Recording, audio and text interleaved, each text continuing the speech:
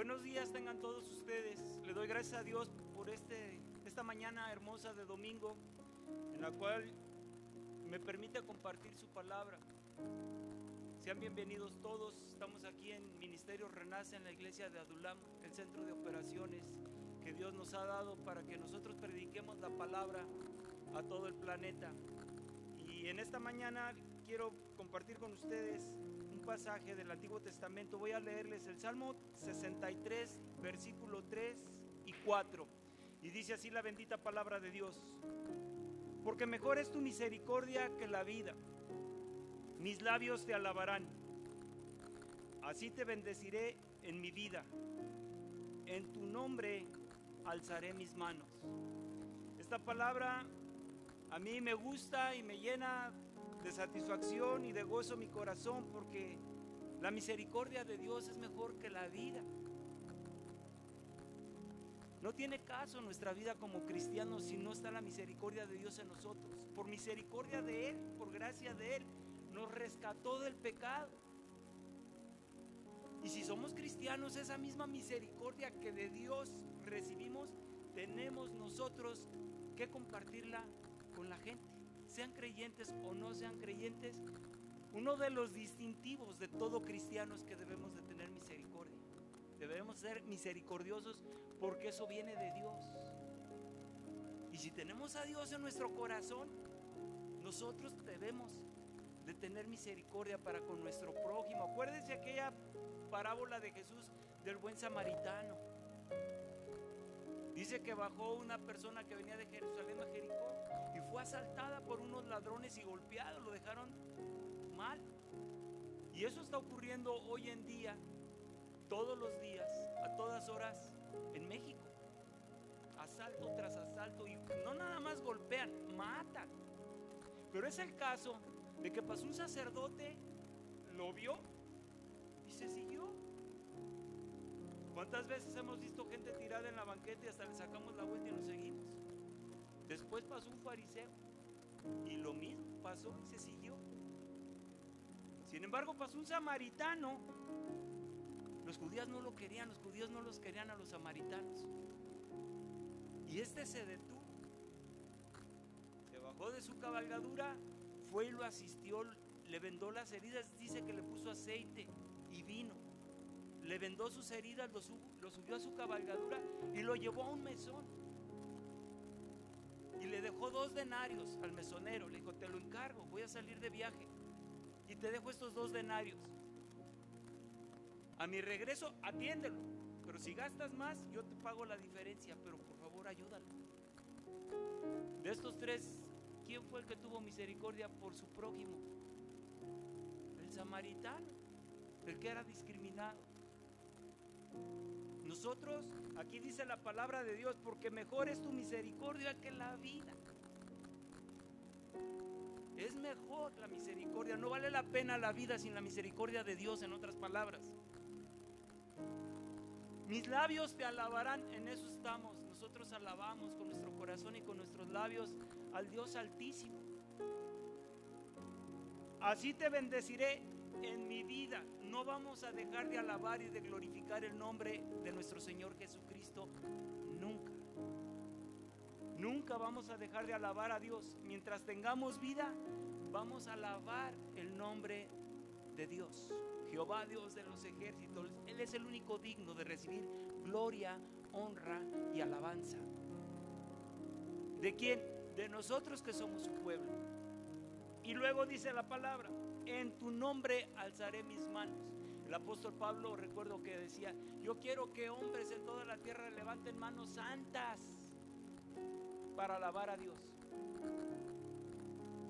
Por eso es que esta porción de los salmos que comparto con ustedes es para que la practiquemos todos los días de nuestra vida, porque la misericordia de Dios es mejor que nuestra vida, es para siempre. Dice que la misericordia de Dios es nueva cada mañana. O sea, se renueva la misericordia de Dios todos los días. Ahora bien, la porción de la palabra de Dios que voy a compartir con ustedes, les voy a pedir que me acompañen. Vamos al capítulo 8 de la carta a los romanos. Esta carta a los romanos fue escrita en el año 58 de nuestra era por el apóstol Pablo. Él se encontraba en la ciudad de Corinto cuando escribió esta carta. Él todavía no conocía a Roma, nunca había ido a Roma. Él no fundó obviamente la iglesia a la cual estaba escribiendo. Pero de las cartas de Pablo, quiero decirles que esto es una percepción personal. Y voy a poner una ilustración.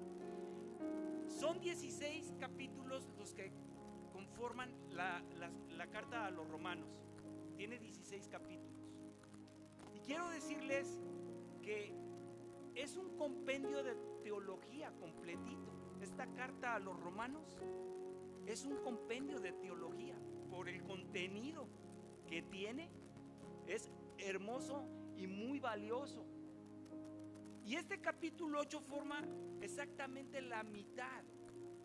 Entonces quisiera yo decirles que la carta a los romanos, haga de cuenta que es oro puro refinado. No de 24, sino de mucho más quilates. Puro oro refinado, toda la carta. Es una joya. Pero la piedra preciosa de esta joya es el capítulo 8. Haga de cuenta que es un diamante azul de altísimo valor. Entonces les voy a pedir de favor que me acompañen al capítulo 8 y mire lo que dice la bendita palabra de Dios. Ahora pues ninguna condenación hay para los que están en Cristo Jesús, los que no andan conforme a la carne, sino conforme al Espíritu. Y Espíritu está con E mayúscula, no es el espíritu humano, somos guiados por el Espíritu Santo. Pero dice, ahora pues ninguna condenación. O sea, está escrita para los cristianos, no para los incrédulos, porque solamente nosotros que estamos en Cristo no somos condenados.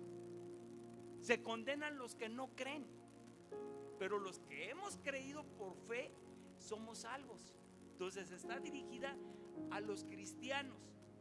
Y mire usted, dice, ahora pues, así inicia este capítulo. Quiere decir que el apóstol venía desarrollando la doctrina cristiana desde atrás. Entonces vamos a recapitular poquito para poder entender este versículo del capítulo 8, para lo cual me voy a remitir al capítulo 5, versículo 12 de esta misma carta. Y miren lo que dice: por tanto, como el pecado entró en el mundo por un hombre, y por el pecado, ¿qué?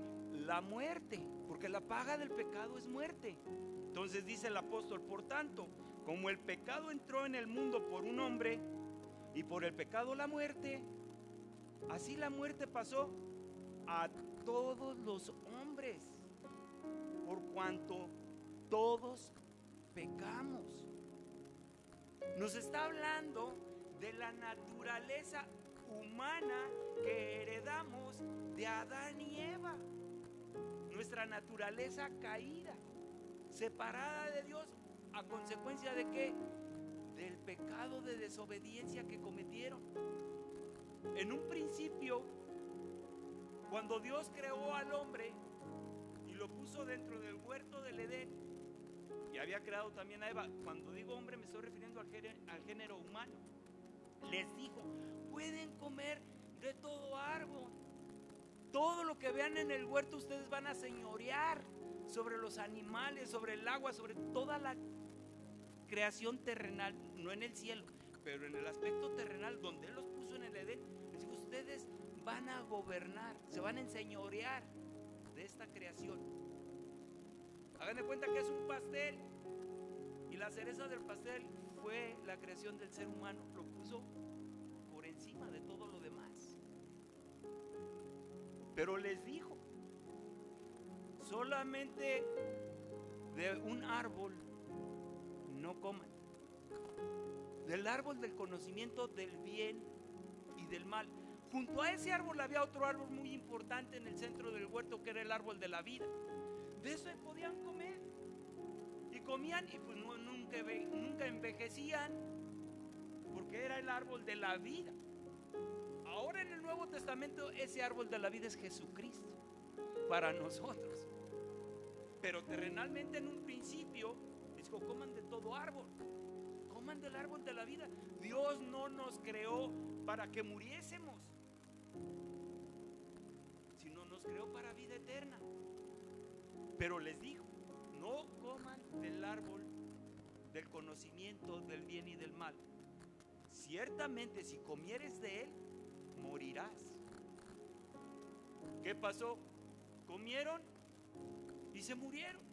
Primero espiritualmente, porque delante de Dios no puede haber pecado. Después murieron también físicamente, porque los echaron fuera del jardín, ya no pudieron comer del árbol de la vida. Y ahí empezó un proceso biológico, porque engendraron sus primeros hijos, pero nacemos, crecemos, nos reproducimos y nos morimos. Entonces murieron primero espiritualmente por estar ya separados de Dios. Los echaron fuera del jardín del Edén, no pudieron volver a comer del árbol de la vida, y entonces empezaron a envejecer. Y finalmente pasó lo que Dios les dijo: se murieron primero espiritualmente y luego físicamente por el pecado. ¿Por qué morimos nosotros hoy actualmente físicamente? Por el pecado, por cuanto todos hemos pecado. Aquí lo dice: por tanto, como el pecado entró en el mundo por un hombre. ¿Quién fue ese hombre? Adán. Y por el pecado la muerte, porque la paga del pecado es muerte. Así la muerte pasó a todos los hombres, creyentes y no creyentes. Porque usted va a decir: oiga, pero ¿por qué si ahora que yo me convertí, por qué me tengo que morir? Porque todos hemos pecado. Dígame quién no ha mentido. Dígame quién no ha dicho unas malas palabras. Dígame quién no ha tenido un mal pensamiento, quién no ha robado, quién no ha engañado. Todos. ¿Por qué? Porque de Adán heredamos una naturaleza pecaminosa caída. Miren, aquí en esta iglesia tenemos, bendito sea Dios, diferentes árboles de diferentes frutos. Tenemos una higuera, tenemos un mango, y aquí afuera tenemos un limón. Me voy a referir al limón. Ese limón da muy buenos limones y los da en abundancia. Es un buen árbol. Un buen árbol no da malos frutos. Pero fíjese bien, este árbol no puede producir manzanas ni nueces, porque es un limón. Así cuando Adán y Eva pecaron y con esa naturaleza pecaminosa los echaron fuera del jardín del Edén, y fuera del jardín del Edén engendraron a Caín y Abel. Si ellos eran el árbol, el fruto que dieron fue un fruto de pecado, porque fueron concebidos y engendrados en pecado. Ya no en la naturaleza divina que originalmente Dios los había creado. Esa la perdieron. Por lo tanto, toda la humanidad nacemos con esa naturaleza pecaminosa heredada por el pecado de Adán y Eva. Entonces el apóstol Pablo, ahora por favor acompáñenme, vamos a recapitular nada más poquito. En el capítulo 7 de esta misma carta a los romanos, voy a iniciar brevemente a partir del versículo 14 en adelante. Va a parecer un trabalenguas, pero lo vamos a descifrar poquito a poquito para poderlo entender. Mire lo que dice: porque sabemos que la ley es espiritual. ¿Cuál ley?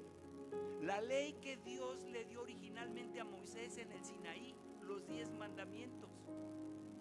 Pero si viene la ley que fue dada ¿por quién? Por Dios. La ley es buena y santa.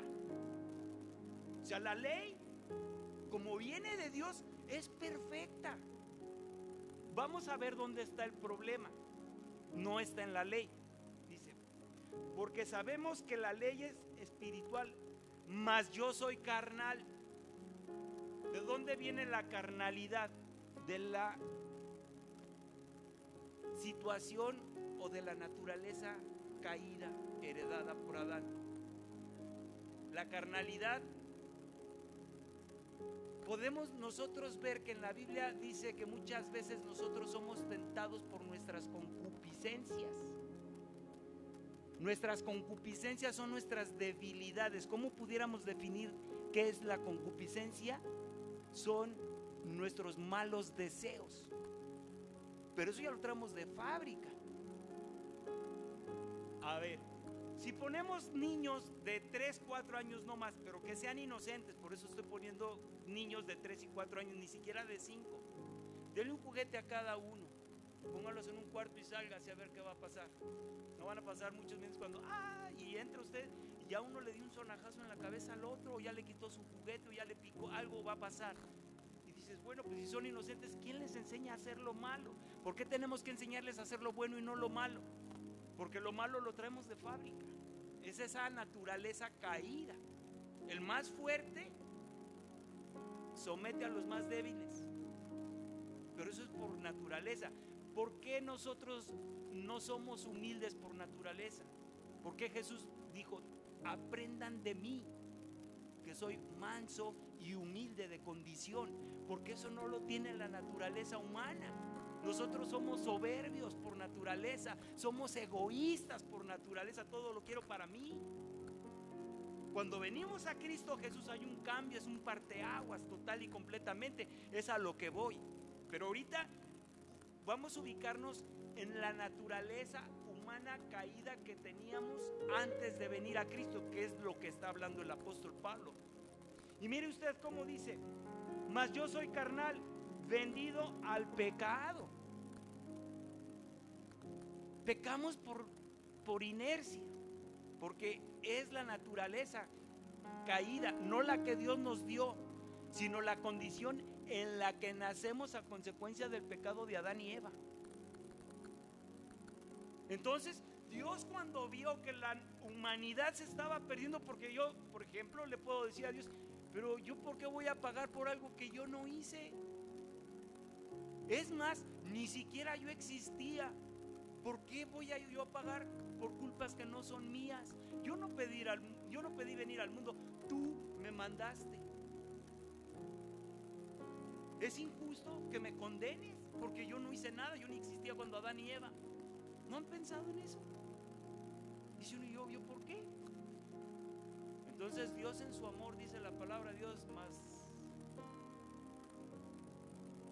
de tal manera amó Dios al mundo, que ha mandado a su Hijo unigénito para que todo aquel que en Él cree no se pierda, mas tenga vida eterna.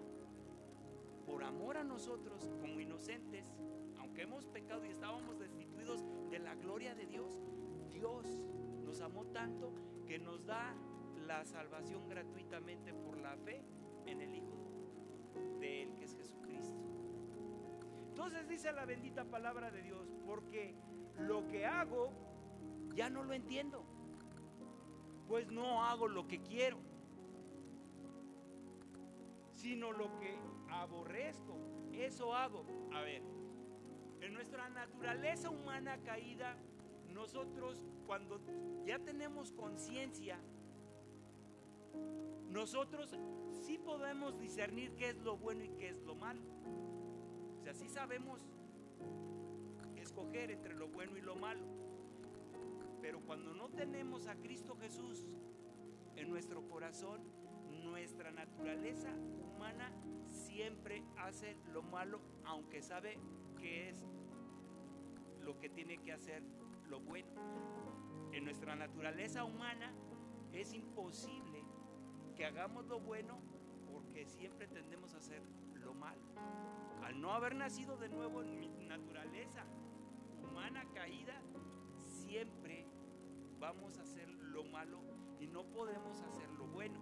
Cuando nosotros venimos al Evangelio y conocemos a Cristo Jesús, entonces ya podemos vencer al mal con el bien que hay en nosotros, porque ya tenemos al Espíritu Santo en nosotros, nos convertimos en templo de Dios.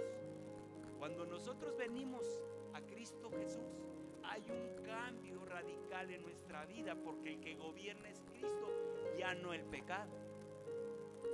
Ya podemos hacer el bien. Vamos a seguir.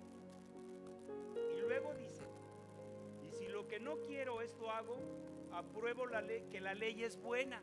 Pues claro, porque la ley la dio Dios y en la ley no hay falla. La falla está en la naturaleza humana, porque aunque la ley es buena, no la puedo yo cumplir, porque tiendo a hacer lo malo, no lo que está escrito en la ley. Dígame, ¿qué persona en el mundo usted conoce que cumpla con los 10 mandamientos?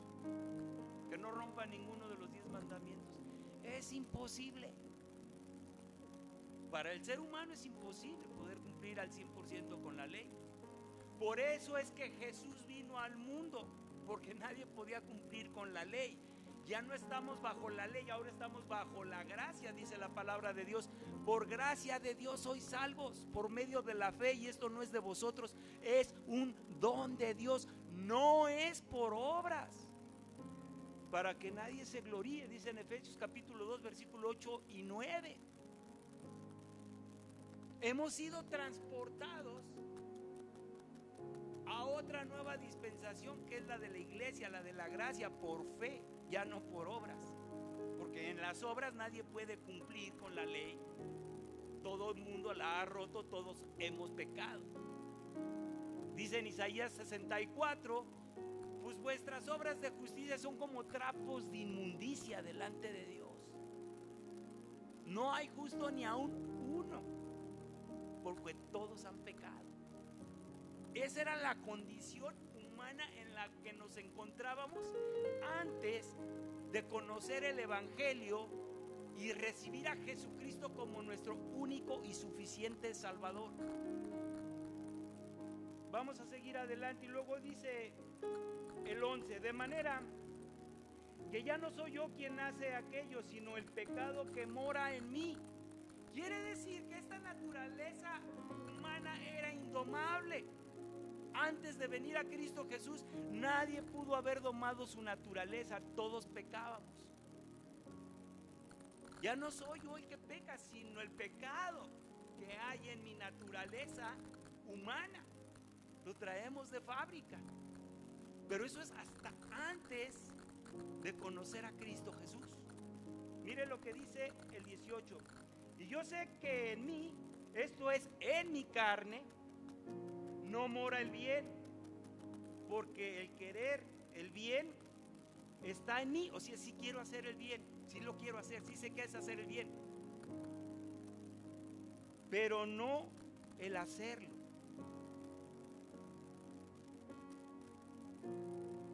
Del dicho al hecho hay mucho trecho. Sí sé hacer lo bueno, pero no puedo hacerlo, no lo quiero hacer. Por eso es que Santiago nos dice, no ser solamente oidores de la palabra, sino hacedores.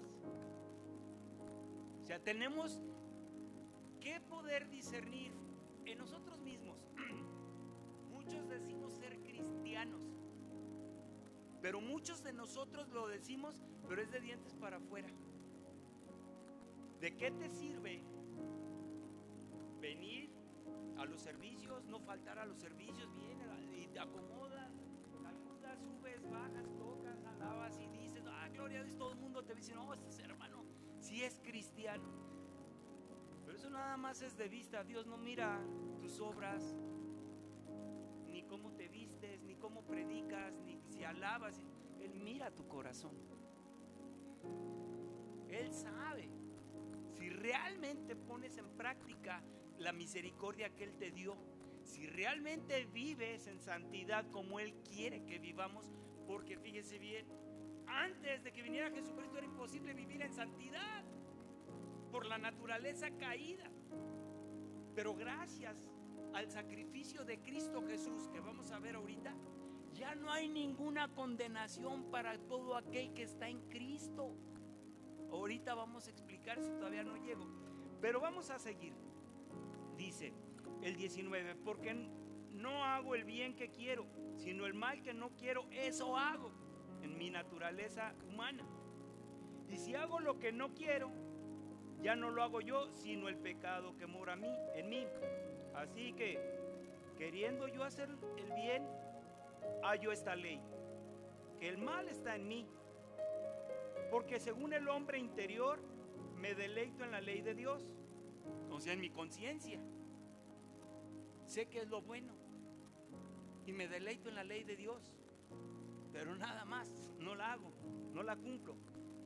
Pero veo otra ley en mis miembros que se rebela contra la ley de mi mente y que me lleva cautivo a la ley del pecado que está en mis miembros.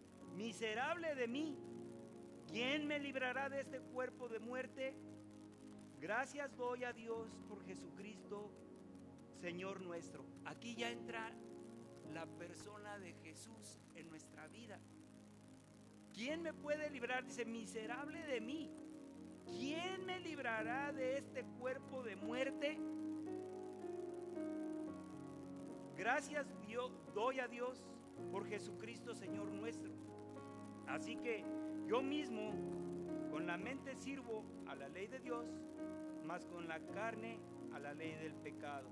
Entonces, podemos ver aquí, ¿verdad?, que el mismo apóstol en esta carta, en el capítulo 3, versículo 23, dice, por cuanto todos pecaron, están destituidos de la gloria de Dios. Pero también el apóstol en esta misma carta, en el capítulo 5, versículo 8, dice, mas Dios muestra su amor para con nosotros, que aún siendo pecadores, Cristo murió por nosotros. Ya hay un cambio radical de nuestra naturaleza. Antes de venir a Cristo, yo no podía comportarme como Dios quería para que yo cumpliera la ley, porque el pecado que mora en mí no me lo permitía, era el que me dominaba, es una ley natural, pero yo no tenía poder sobre ella. Por eso es que todo el mundo pecó y pecamos.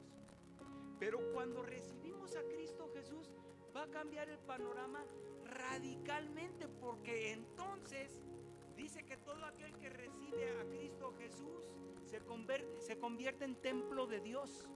Mi cuerpo ahora es templo de Dios, ya no del pecado, sino templo de Dios.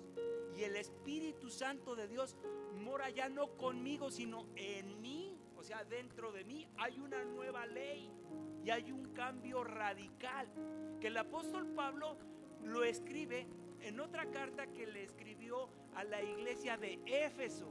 Hágame favor de acompañar, abra su Biblia por favor en el capítulo 4, Efesios 4, versículo 22.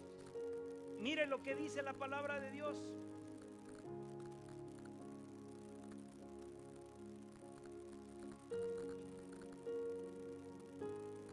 Efesios 4. ¿Ya salió ahí, hermano? No. Dice así la palabra. En cuanto a la pasada manera de vivir, ¿cuál es la manera pasada de vivir? Cuando estábamos bajo la ley del pecado, cuando la carne reinaba en nosotros, la naturaleza humana con la que nacimos. Dice, en cuanto a la pasada manera de vivir, despojaos del viejo hombre que está viciado conforme a los deseos engañosos, y renovaos en el espíritu de vuestra mente y vestíos del nuevo hombre creado según Dios en la justicia y santidad de la verdad. Ya no vamos a obedecer a nuestra naturaleza humana, porque ahora Dios me ha transformado. A los que somos cristianos y aceptamos a Cristo, ya hay un cambio radical. Ahora tenemos la naturaleza divina de Dios en nosotros, como originalmente había hecho a Adán y a Eva.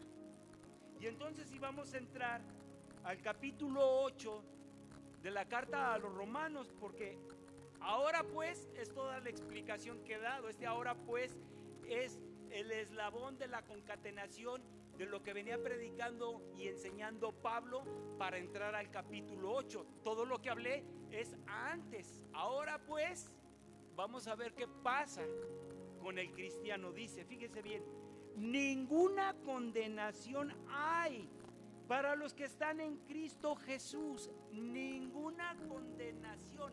¿Qué es una persona que está condenada es porque un juez emitió una sentencia. Aquí la sentencia era de muerte, muerte espiritual. Todos los que mueren sin Cristo Jesús están condenados por la eternidad a vivir fuera total y completamente de la presencia de Dios. Y eso es eterno, es una condenación. Pero para nosotros que hemos recibido a Cristo Jesús, dice para los que están en Cristo. No dice para los que dicen estar. Muchos decimos estar, pero no estamos. Porque no es por obras, es por fe. Muchos aparentamos ser buenos, pero en realidad no lo somos. Ese es algo que nosotros debemos de contemplar. Cuando Samuel, no, ya no voy a ir a Samuel, hermano, ya no alcanzo. Pero voy a decirles, miren, vamos a ver, ninguna condenación hay para los que están en Cristo Jesús. ¿Qué es estar en Cristo Jesús? Vamos a ver Juan capítulo 3 versículo 18, rapidito, porque el tiempo apremia. Juan 3, capítulo 3, 18, dice: el que en él cree no es condenado. Ninguna condenación hay para el que está en Cristo Jesús. ¿Qué es estar en Cristo Jesús? El que en él cree, ninguna condenación, no es condenado. Ya no hay sentencia de muerte.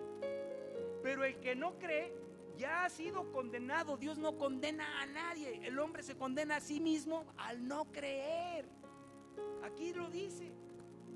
Porque no ha creído en el nombre del unigénito Hijo de Dios, se condenan solitos. Entonces, quiero decirles esto. Cuando Cristo hizo la obra, se despojó a sí mismo, tomó forma de siervo y se humilló y vino al mundo en forma de pecado. No pecó él, porque fíjese, espiritualmente Jesucristo fue engendrado y concebido por el Espíritu Santo. Cuando él nació tenía forma de hombre, pero era el Espíritu Santo en persona, porque fue engendrado y concebido ¿por quién? Por el Espíritu Santo de Dios. El Espíritu estaba en él. Él fue guiado al desierto a ayunar. Todo lo que hacía era guiado por el Espíritu que moraba en él. O sea que espiritualmente era Dios. En su alma no se encontró pecado en él. Dice la palabra de Dios, no hubo pecado en él. Y en su cuerpo, que era libre de pecado, nomás a semejanza de nosotros, ahí cargó todo el pecado de todos nosotros. Y como la paga del pecado es muerte, lo molieron a golpes y lo azotaron y lo escupieron y lo vejaron. Y no obstante lo crucificaron, porque la paga del pecado tuyo, mío y de todos los que nos hemos salvado, él cargó. No en su espíritu, no en su alma, pero sí en su cuerpo. Él tuvo que darse en sacrificio. Ahora yo les voy a preguntar una cosa. ¿Cuál es la razón fundamental por la que Jesús dio su vida en la cruz por ti y por mí? A ver, ahora, por amor, sí. Y otros más, sí, por salvación, por la salvación. Sí, estoy de acuerdo. Pero antes que eso, era primero que su sacrificio fuera aprobado por Dios, que fuera grato. Y para que fuera grato, él no debía de tener ni un solo pecado. Debía estar limpio y santo para que pudiera ser grato su sacrificio delante de Dios. Y entonces, delante de Dios, ahora usted y yo somos justos, no por nuestras obras, sino por la obra que Él hizo. Cuando Dios te mira a ti y a mí, no ve a Eduardo, sino ve a Cristo en Eduardo. Y ahora yo soy justificado por Cristo Jesús. Primero nos justificó. Lea el capítulo 5 de esta carta a los Hebreos, que habla de la justificación por fe, no por obras. Somos justificados por Cristo. Segundo, cuando Él estaba en la última cena que hizo, partió el pan y les dijo: coman todos de él, esto representa mi cuerpo. Lo rompió porque iba a ser quebrantado, no quebrado. La palabra de Dios desde el Antiguo Testamento estaba profetizado que no le iban a romper ni un solo hueso. A Cristo Jesucristo no le rompieron ningún hueso, pero su cuerpo fue vejado, fue azotado y fue crucificado, fue quebrantado por nosotros. Y luego les dio la copa, la levantó junto de la vida y dijo: esto es mi sangre, beban todas de él, porque esto es mi sangre, que va a ser derramada para el perdón de los pecados. Hagan esto en memoria de mí. Entonces, la redención es por el sacrificio y el derramamiento de su sangre. Lo que nos limpia de pecado delante de Dios es la sangre de Jesucristo. Entonces nos justificó, nos redimió del pecado. Ya no hay sentencia de muerte, somos justificados delante de Dios, somos limpios y santos delante de Dios por la sangre de Jesucristo. Y por último, nos da por gracia, como un regalo, la salvación. Por gracia somos salvos por medio de la fe. Y esto no es de nosotros, esto proviene de Dios. La fe viene de Dios. ¿Por qué? Porque es un don de Dios, no es un don del hombre, es un don que Dios nos da. ¿Por qué? Porque Él ya nos tenía predestinados desde antes de la fundación del mundo para salvación. Con esto voy a concluir con un versículo. Tome nota, está en la segunda carta a los Corintios, capítulo 5. Segunda carta a los Corintios,